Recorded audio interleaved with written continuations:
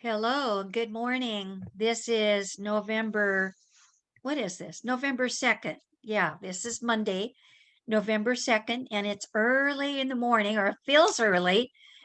We did set our clocks back. I'm adjusting my chair here. We did set our clocks back, so I got an extra hour of sleep, although my clock says it's 8 o'clock.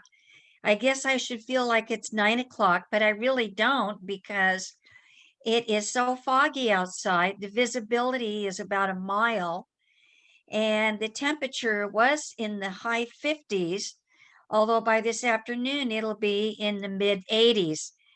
That's autumn in Southern California. It's amazing to me since I grew up north, and it would be a lot colder and a lot wetter by now. Did have a lot of dew on the ground this morning. Had some puddles there. My plants appreciate it. Don't have to water quite so much. We haven't had any rain since March. So it's been a while, but that's normal for Southern California. Anyway, good morning, senior topics class. And let's start with the November calendar. Of course, you may or may not know November 1st is All Saints Day. And that was a day that the church would have people dress up as the different saints, and then they would go to church and they would celebrate all the different saints in the calendar.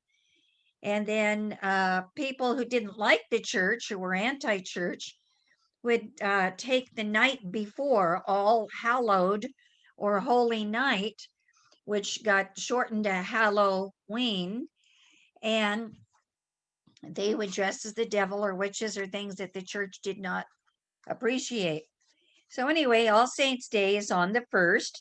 Also in 1870, the United States Weather Service was established. Today is National Authors Day. And since I also teach a creative writing course, I can appreciate celebrating all the good authors in my life. And if you're a writer or a reader, you can appreciate the authors as well. The electric light bulb was patented on this day in 1879, and it is National Family Literacy Day. And I'm so glad that so many of the children are able to go back to school.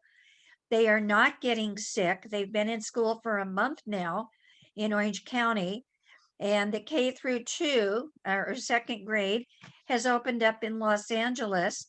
The private schools and Catholic schools and charter schools have been open the whole time. They have not suffered any major illnesses. The children are just not getting the COVID-19. So I'm so glad they can get back to school. It's good for them. Now, daylight savings time has ended. We all can feel it in our bodies, fall back on the clocks. And so we got an extra hour of sleep. And I'm going to talk about the health benefits to that. And I'm going to find that in my papers there. Daniel Boone was born on this day in 1734. I don't know if you ever watched the Daniel Boone and Davy Crockett shows, especially put out by Disney, but they were sure heroes of mine. And I wore my coonskin cap and my fringe jacket and loved watching those shows on our newly acquired television in black and white. It's also Cookie Monster's birthday if you have grandchildren who watch Sesame Street. The International Space Station opened in 2000, and it's National Deviled Egg Day. Oh boy.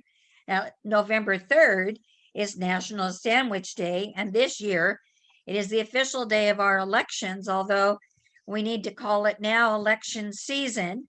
And you might or might not know that already 9 million Californians have had their ballots received and recorded. We still have more to go. And tomorrow we'll be glued to the TV trying to figure it out, although we may not know for a few days what the results are. Excuse me. On November 4th, the first wagon train reached California, 1841, right after the gold rush was called. Also, it was National Candy Day. Well, I think we already had that on Halloween. November 6th is National Nachos Day, and there's more sauces coming out. pumpkin sauce, pumpkin salsa, apple cider salsa, all kinds of things to eat with your as you're noshing on your nachos.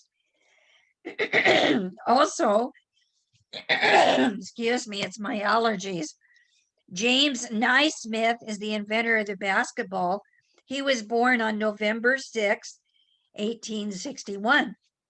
Well, we had a good basketball season, seeing as how the Lakers took the national title for basketball. And then here last week, the Dodgers took the World Series for the first time in 32 years. Woohoo! So I think we have two things that Los Angeles and Orange County and the surrounding Southern California people can all be proud of. And November 7th, Hug a Bear Day. And scientist Marie Curie was born in 1867. And then November 8th, and I will stop there, X-ray Day. And X-rays have certainly helped save a lot of lives. There you have it for November. Now, did have a cute picture. This was published on the front cover of the Saturday Evening Post in 1950. Look at that. Isn't that cool? We haven't had much of a football season this year. Look at how exposed they were. One guy's, oh, he took his helmet off. They're doing the coin toss. I don't think the referees' outfits have changed that much, but the football guys are certainly a lot more padded than they used to be. Before I get into the local voting and more of that, I did want to tell you that there was a man who ran for governor, and his name was Mark Twain, and he was a writer of satire. There was actually a very bitterly contested race in New York State, and this was back in the I want to say, I don't want to get it wrong. Was it the 18? I'll find it for you. 1870, published in the Galaxy magazine, shortly after the New York governor's race. So he wrote a piece and he said, I'm running for governor. And let's hear what happened to him. We need a good laugh around election time, don't we? Here's what he wrote. A few months ago, I was nominated for governor of the great state of New York to run against Mr. John T. Smith and Mr. Blank J. Blank on an independent ticket. I somehow felt I had one prominent advantage over these gentlemen, and that was good character. It was easy to see by the newspapers that if ever they had known what it was to bear a good name, that time had gone by. It was plain that in these latter years they had become familiar with all manner of shameful crimes. But at the very moment that I was exalting my advantage, enjoying in it, there was a muddy undercurrent of discomfort, and that was having to hear my name bandied about in familiar connection with those of such people. I grew more disturbed. Finally, I wrote my grandmother about it. Her answer came quick and sharp. She said, you have never done one single thing in all your life to be ashamed of, not one. Look at the newspapers. Look and comprehend what kind of characters Mr. Smith and Mr. Blank are. Are you willing to lower yourself to their level and enter a public canvass with them? Well, that was my very thought. I did not sleep a single moment that night, but after all, I could not retreat. I was fully committed and must go on with the fight. As I was looking over the newspapers at breakfast, I came across this paragraph, and I may truly say I never was so confounded before. The big title was Perjury. Perhaps now that Mr. Mark Twain is before the people as a candidate for governor, he will condescend to explain how he came to be convicted of perjury by 34 witnesses in Wakawak, Cochin, China. In 1863, his perjury made him rob a poor native widow and her helpless family of a meager plantain patch, their only support in their bereavement and desolation. Mr. Twain, clear this matter up. Will he do it? I thought I should burst with amazement. Such a cruel, heartless charge. I had never seen Cochin China. I had never heard of Waka Wak. I didn't know a plantain patch from a kangaroo. I didn't know what to do. I was crazed and helpless. So I let the days slip away without doing anything at all. The next morning, the same paper had this big headline: significant. Mr. Mark Twain, it will be observed, is silent about the Cochin China story. During the rest of his campaign, this paper never referred to me in any other way than as the infamous perjurer Twain. Then the Gazette came out. Want to know, will the new candidate for governor deign to explain to his fellow citizens the little circumstance of his cabin mates in Montana losing small valuables from time to time until these things have been found on Mr. Twain's person or in his trunk? They tarred and feathered him and rode him out of town on a rail and then advised him to leave a permanent vacuum in the place he usually occupied in the miners' camp. Could anything be more deliberately malicious than that? I had never been to Montana in my life. After this journal referred to me as Twain the Montana Thief. I got to picking up newspapers with apprehension. One day this met my eye: the lie nailed. By the sworn affidavits of Michael O'Flanagan, Esquire of the Five Points, and Mr. Snub Rafferty, and Mr. Caddy Mulligan of Water Street, it is established that Mr. Mark Twain's vile statement that the lamented grandfather of our noble standard bearer, blank J. blank, was hung for highway robbery is a brutal lie without a shadow of foundation in fact. It is disheartening to such virtuous men to see him achieve such low political success, attacking the dead in their graves. He should have a lacerated conscience. Well, this moved me out of bed quickly that night and out the back door, while the outraged and insulted public surged in the front way, breaking furniture and windows in their righteous indignation as they came, and made off with such property as they could carry when they went. Does that sound familiar? And yet I can lay my hand upon the book, the Bible book, and say I never slandered Mr. Blank's grandfather. More, I'd never even heard of him or mentioned him up to that day and date. That journal always referred to me afterward as Twain the Body Snatcher. The next newspaper article that attracted my attention was this: a sweet candidate. Mr. Mark Twain, who is to make such a blighting speech at the mass meeting of the Independents last night, did not come on time.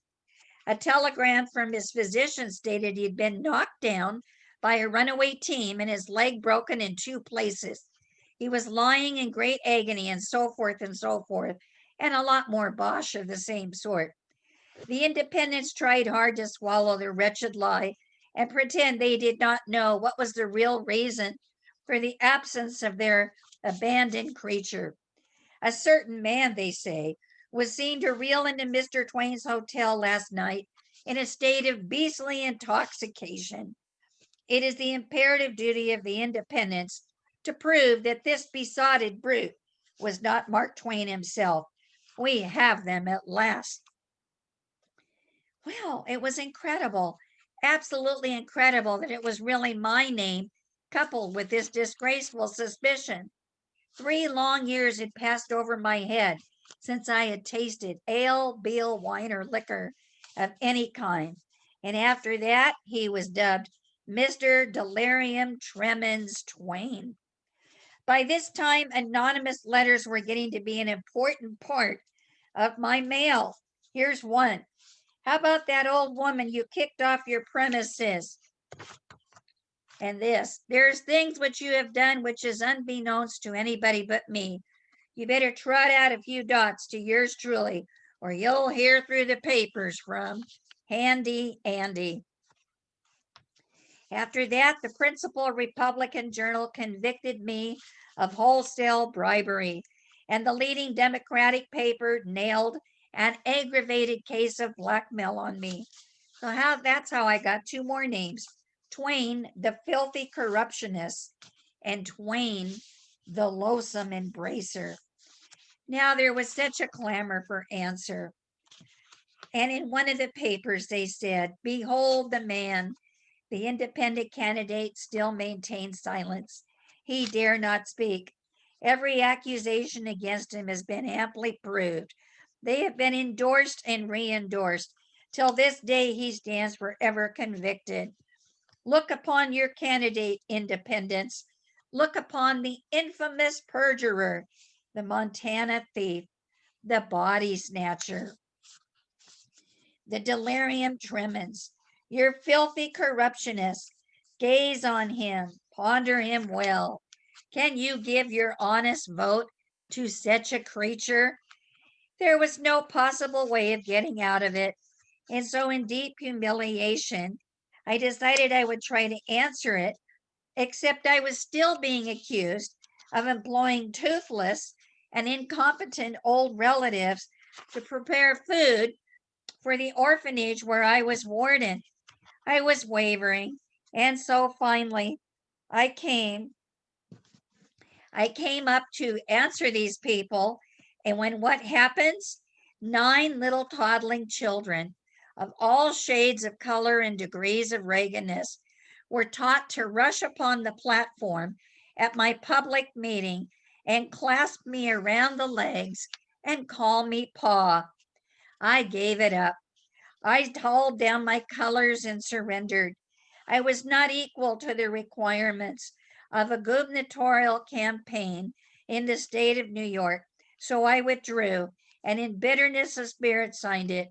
Truly yours, once a decent man, but now Mark Twain, LP, MT, BS, DT, FC, and LE. Now, Mark Twain had originally published this story in the Galaxy magazine in December of 1870, as I said, after a bitter race between a Democrat and a Republican in the state of New York. And this story was also somehow worked its way over to Chinese school children.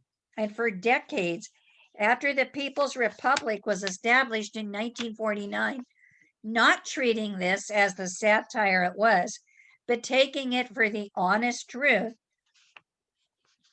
They were teaching to the Chinese children that democracy was a deception. Teachers were instructed to emphasize the anti-capitalist message of the story. My goodness, truth is stranger than fiction. And that was Mark Twain, who wrote it as a satire, and it was actually taken for the honest to gosh truth. Well, we have an election coming up. Through 2020, we still have 55 electoral votes because we're such a huge state. Usually, we have been voting for the last few elections Democrat. It's about 2/3 Democrat, 1/3 Republican. I have a chart here. It shows red for Republican, blue for Democratic.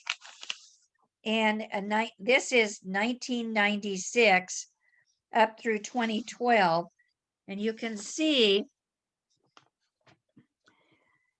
as we've gotten more electoral votes through the years. So we had a long phase where we voted Republican. And then we have a long phase now where we've been voting Democrat. I don't know if it'll be swinging back or not. Right now, we seem to be a one-party state. Why do we use the Electoral College? Because we want to make sure that every state gets a fair share and not just the most populous states like New York and California.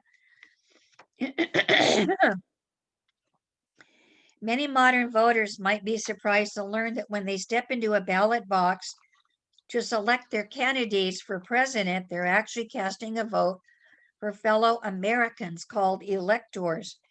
These electors, appointed by the states, are pledged to support the presidential candidate the voters have supported.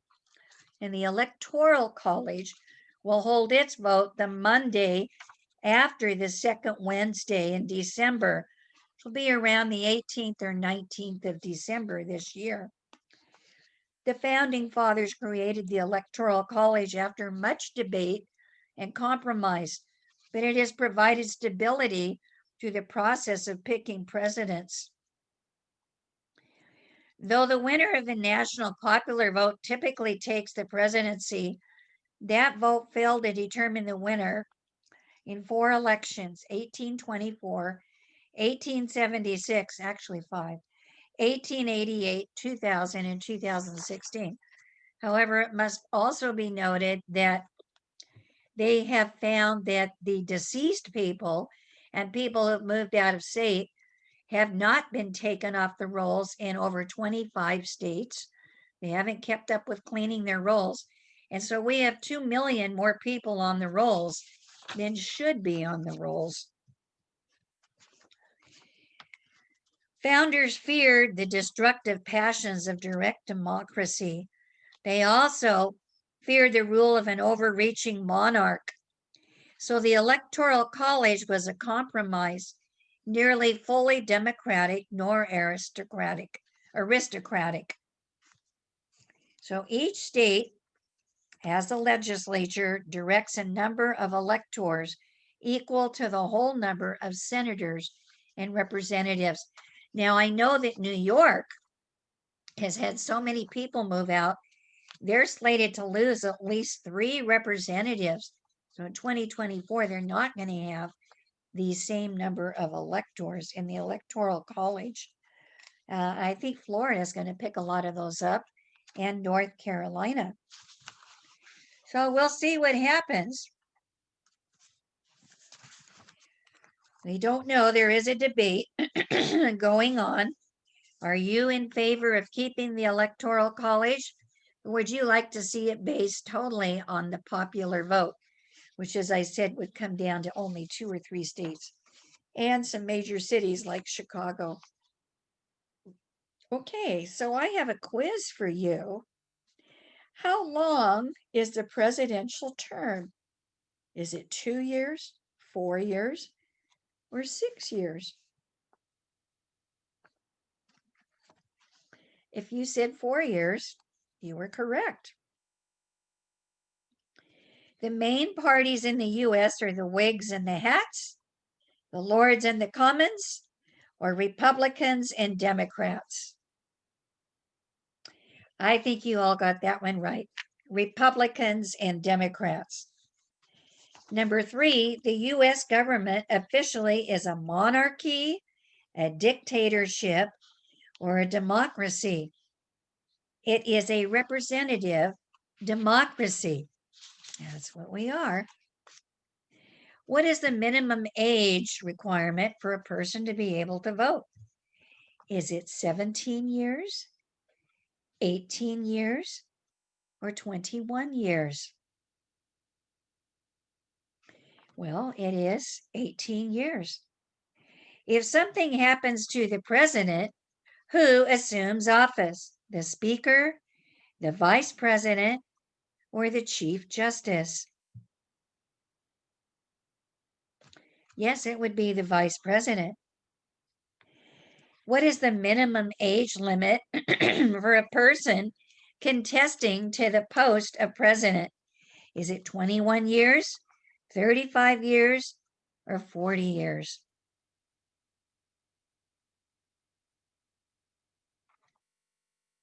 Yes, it's 35 years. And you have to be a natural born American citizen. What is the total number of electoral college votes? 500, 528, or 538? It is 538. So that means to win, a candidate must get at least 270 electoral votes.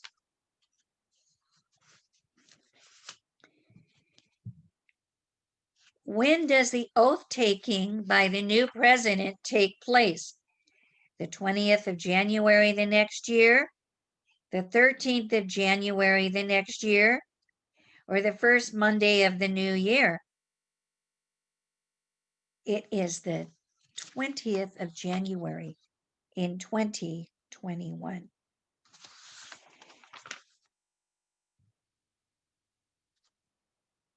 Okay, so that's it for now. I'm going to move on. See, I have so much I could tell you. Oh, I did want to tell you a little bit more about All Saints Day. I really didn't know that much about it until I started looking into it. It is also called All Hallows Day. And it is a Christian celebration in honor of all the saints, known and unknown. And in Western Christianity, it is celebrated on the 1st of November. It stems from a belief that there is a powerful spiritual bond between those in heaven and those who are still alive. It is a national holiday in many historically Catholic countries. To the Methodists, All Saints' Day revolves around giving God solemn thanks for the lives and deaths of his saints. They honor people like Paul the Apostle, Augustine of Hippo, and John Wesley. In addition to individuals who are also known as good Christians, maybe your grandmother or a special friend who has passed on. And in a lot of the places, they would dress up in the costumes of the time period of their favorite saint. Now, in the East, the Eastern Orthodox Church will celebrate it the first Sunday after Pentecost, which is later in the spring. And they also would place flowers on the grave of their ancestor. It's a lot like what the Mexican people have done with celebrating the Day of the Dead. Very similar, but also has some differences to it. So moving on then, daylight savings time. 3 senators recently have submitted they call it a resolution that they would like to see passed by both sides of Congress to either have permanent daylight savings all year round or have a regular time all year round and not go through these changes. Well, I don't know if that's going to pass or not, and I don't know how you feel about it, but I do know that daylight savings time in the fall is good for us. You get an extra hour of sleep, and because of that, you will have less chance of heart attacks and less chance of accidents on the road. However, there is a downside, and that is in the spring, the rate of both heart attacks and car accidents from losing an hour of sleep tends to rise on the Monday following the start of daylight savings time in the spring. So maybe it would be a good idea to go back to having it one way or the other. You'll have to let me know what you think as you discuss things. I have a couple pictures I wanted to show you before I end. This picture is from September. Oh, how we love the woods. This one is from October. And there some of the Halloween patches in LA County were selling off the last of their pumpkins to be made into pumpkin pie, pumpkin pudding, pumpkin bread. So they had knocked the rate down to about 50%. And my son went out to get us one, but they were sold off. They did a brisk business. This is November. Of course, we are still a red fire zone. The fire in Irvine is about 75% contained now. The one in Yorba Linda, about 35% contained. So we're still not burning leaves or doing anything like that. Well, I'm going to go enjoy my cup of coffee, and I hope you've been enjoying yours and enjoying our talk. One of these days, I'll be back there in person, and I'm so looking forward to seeing all of you. Bye, everybody. Hope we'll get good results, whatever they are, tomorrow from the election. Stay safe, everybody, and we'll see you next week.